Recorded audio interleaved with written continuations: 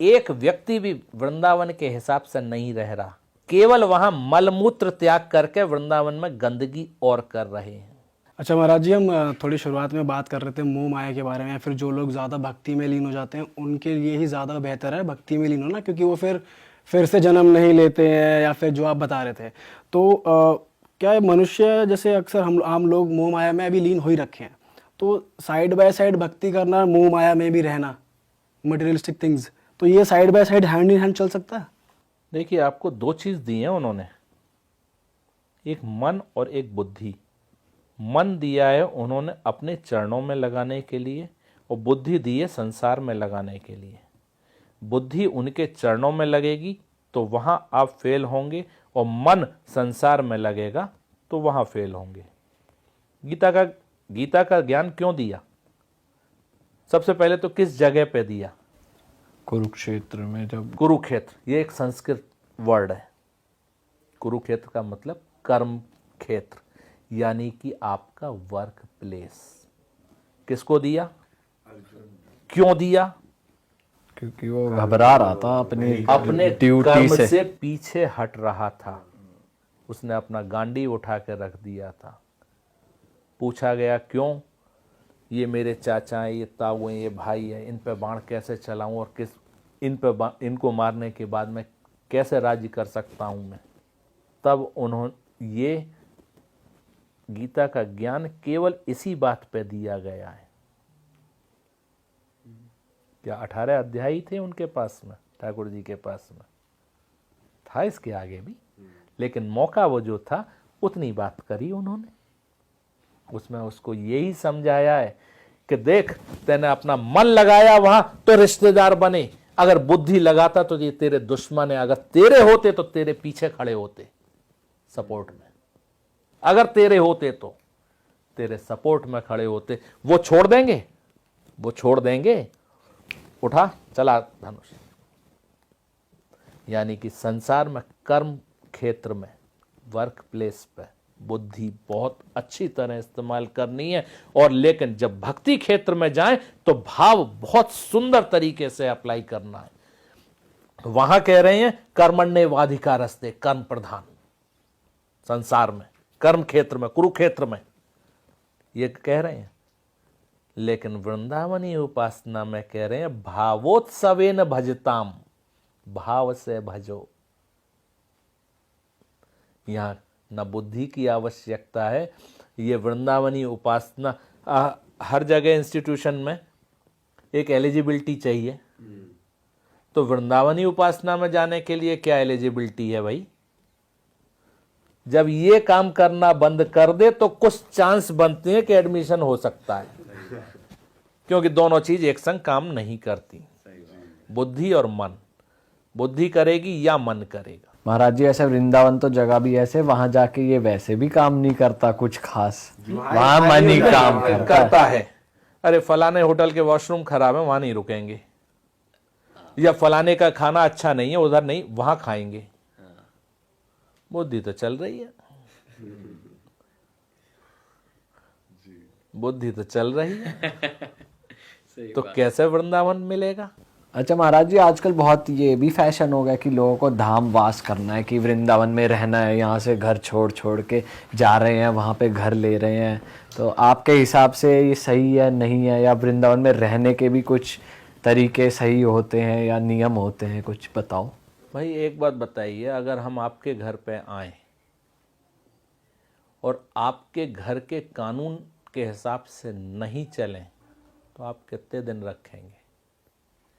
आपके घर में एक नियम है कि सुबह 6 बजे लगभग सब उठ जाते हैं, नहा धो लेते हैं, अपने पाठ पूजा करके 8 साढ़े 8 बजे तक नाश्ता हो जाता है उनका।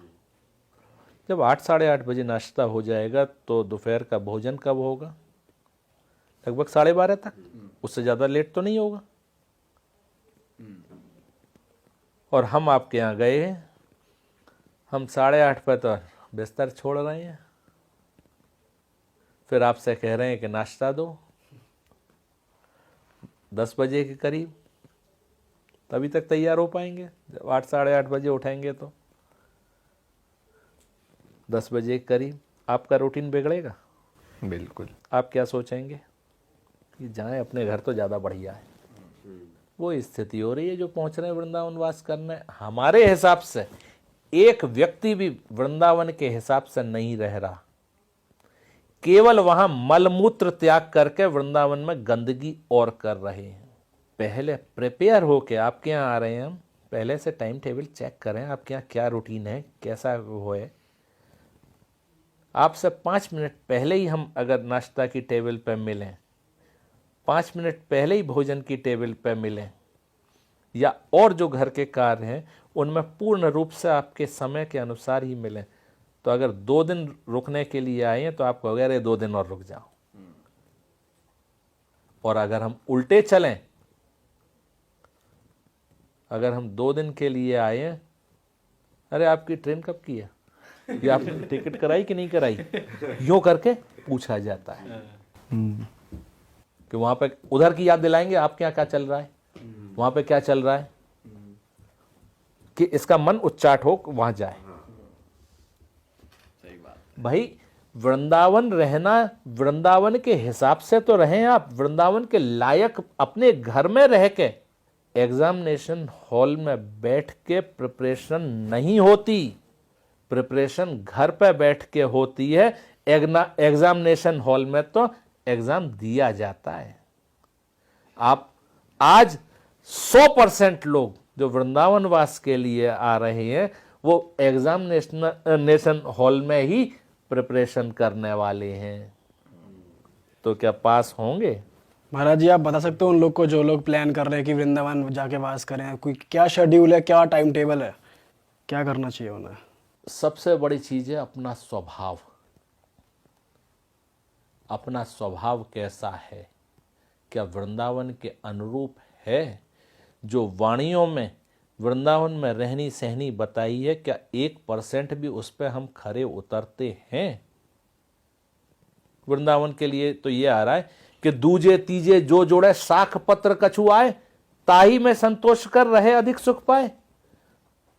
दूसरे या तीसरे दिन कोई साग का पत्ता या टुकड़ा मिल जाए, वो ही खा के संतोष कर। अरे फलाने रेस्टोरेंट में तो बेकार मिलता है, वहां बढ़िया बनता, आज ये बनाएंगे घर में, आज वो बनाएंगे। जब तक देह स्वाद है वृंदावन नहीं मिल सकता। वृंदावन में तो वृंदावन का ही स्वाद हो, यमुना जल का स्वाद हो, वहां की हवा का स्वाद हो, वहां की रहनी फ्लैट, अरे फलानी धर्मशाला में या गेस्ट हाउस में कमरा मिला है, वहां पे नहीं मिल पाया हमें, तो हम आए तो थे 4 दिन के लिए, अब 2 दिन में ही जाएंगे हम। अरे एसी ठंडा नहीं कर रहा है, इसका एसी बदलवाओ। जब तक देह सुख है वृंदावन प्राप्ति नहीं हो सकती। इन सबसे ऊपर उठ के वृंदावन आए। नहीं मिल रही है जगह यमुना किनारे पे ही रज में लोट लगा रही हैं, घर में रह के ये चेष्टा करे कि मन वृंदावन से एक क्षण के लिए भी बाहर ना जाए। दिल्ली हो, बंबई हो, कहीं रह रहा हो, शरीर से अपनी जिम्मेदारी निभाता रहे, लेकिन मन वृंदावन से एक क्षण के लिए भी बाहर ना जाए। परिक्रमा लगा रहा है, यमुना किनारे बैठा हूं, आज ये कर रहा हूं, वो कर रहा हूं, वहीं पे घूमता रहे मन। ऐसी स्थिति आ जाए कि रात में गहरी नींद में सो रहे हैं, पीछे से आके कोई हिला के उठा दे, तब नींद वृंदावन में खुले। ऐसी स्थिति हो जाए तब वृंदावन रहने आओ। वाह वाह। ये है एग्जाम की तैयारी। एग्जामिनेशन हॉल में बैठ के तैयारी करोगे कि एग्जाम लिखोगे? सही बात।